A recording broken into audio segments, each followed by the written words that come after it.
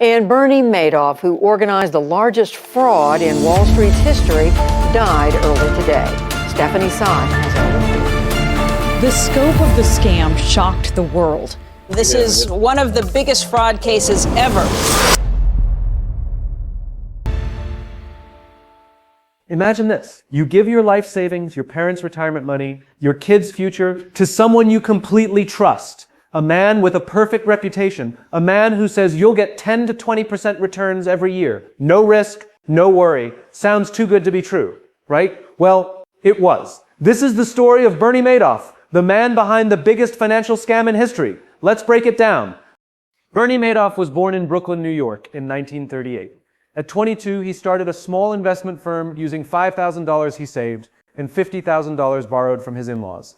It was called Bernard Madoff Investment Securities. He becomes one of the most powerful men on Wall Street. He even became chairman of NASDAQ. That's how big he got. But here's what's scary. He didn't run ads. He didn't market his services. People came to him through word of mouth, through trust, through reputation. And what did he promise?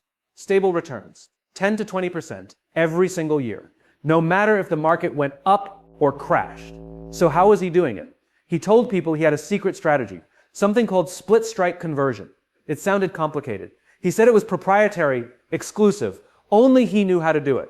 But the truth, there was no secret strategy. There were no trades, no profits. All he was doing was taking money from new investors and using it to pay old ones. That's it. That's called a Ponzi scheme. Yeah. Now here's where it gets even worse. Madoff used his status in the Jewish community to build trust. Many Jewish individuals, charities, and foundations invested with him. Big names, like the Elie Wiesel Foundation, Hadassah, and even Steven Spielberg's foundation. Some lost millions. Others, like the Lapin Foundation, had to shut down entirely.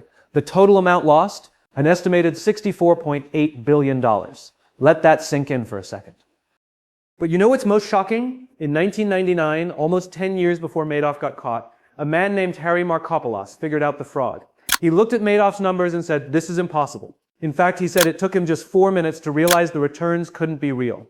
He warned the SEC, the US financial regulator, multiple times, but they ignored him. No proper investigation, no action. Madoff continued his scam for another 9 years.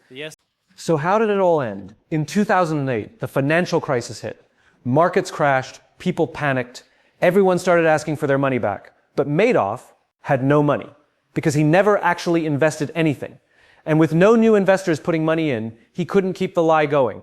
So on December 10th, 2008, he confessed everything to his sons. They reported him, and the next day, Bernie Madoff was arrested.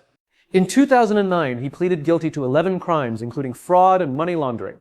He was sentenced to 150 years in prison, and in April 2021, he died behind bars. But the damage he caused still lives on. So what can we learn from this? 3 simple things. Runs, be skeptical of returns that seem too consistent, especially when the market is unstable. Don't invest in things you don't understand, especially if someone says it's too secret. And always remember, if it sounds too good to be true, it probably is. The Bernie Madoff case isn't just about money. It's a story of trust, greed, and blind faith. Stay smart, stay informed, and don't fall for the next smooth-talking scammer. Thanks for listening. I'll see you in the next video.